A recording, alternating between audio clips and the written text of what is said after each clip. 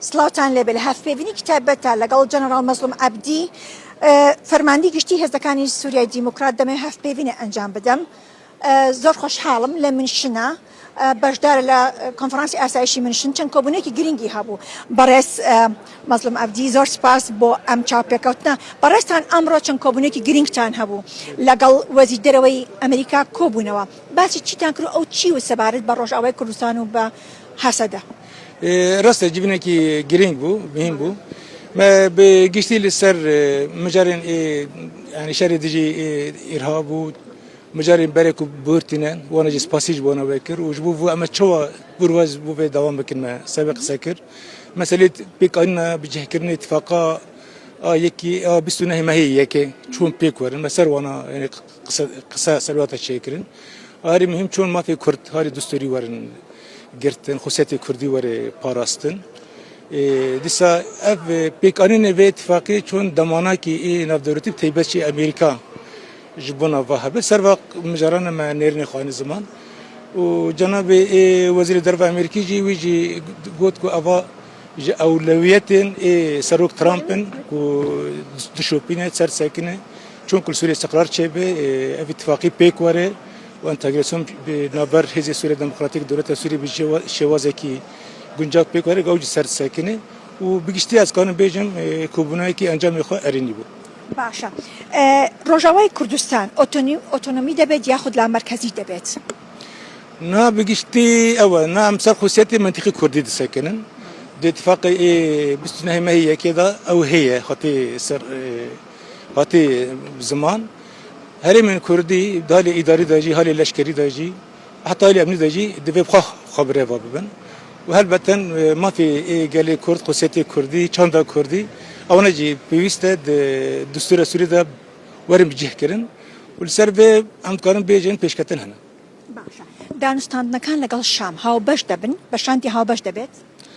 Birastî hêro cara yekem çêk bû sahetay kirin yani Wezîrê Derve ya hikûmeta Sûriyê jî hebû û em jî hebûn û ji rêveberiya xwe ser yani hevalê îlham jî hebû pêk ve me civînekî wekî ser navê wefdekî Sûrî bi giştî Wezîrê Derve Amerîka re çêbû ez barkim ev jî tiştekî erînî ye. هاتنی بەڕێستان بۆ منشن هاوکاریەکانی نێچوان بەرزانی بۆ هاتنتان بۆ منشن و بەشداریتان لە کۆنفرانسی ئاسایشی منشن و کۆبوونەوەتان لەگەڵ بەرپرسانی جیهان چەندێ گرنگ بوو؟ Belê yani hikûmeta herêmê bi taybetî yani serokê herêmê Kek Nêçîrvan alîkarî xwe zor hebû ez wî spas dikim û ez bar dikim ev hevtînê ku vir têne çêkirin hatine me vê derkê ev jî yani destpêkê merhelekê nû heye ji bo Rojavayê Kurdistan. باشە من دەمەوێت بزانم ئایا هەسەدە چۆن دەبێتە بەشێک لە سوپای عەربی سووریا؟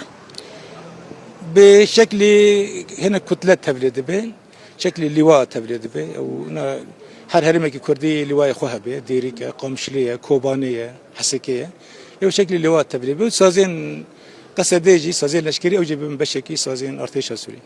جنرال مەزلوم عەبدی ئەمەوێ پرسیارێکت ئاراسە بکەم ئەمریکا چی بەڵێنێکی ئەمڕۆ دا بە ئێوە هیچ وعدێکی گەرەنتیکی دا بە ئێوە؟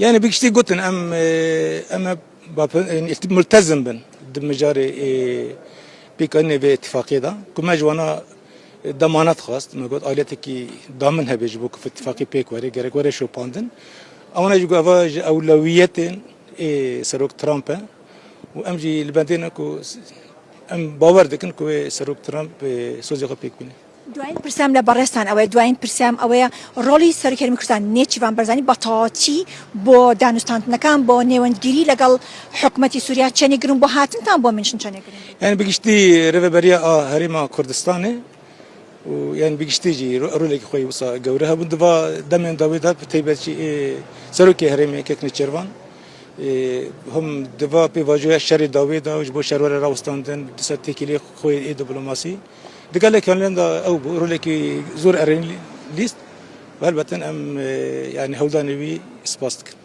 کۆبوونەی دیکەتان هەیە؟ Erê gelek hene ez naz darim kobûnekî dîtir. بەڕێز جەنەڕال مەزلوم عەبدی زۆر سپاس کە لەگەڵماندا بوو سپاس کە بۆ ڕوودا قسەت کرد لە منشنەوە زۆر سپاس بۆ بەڕێستان.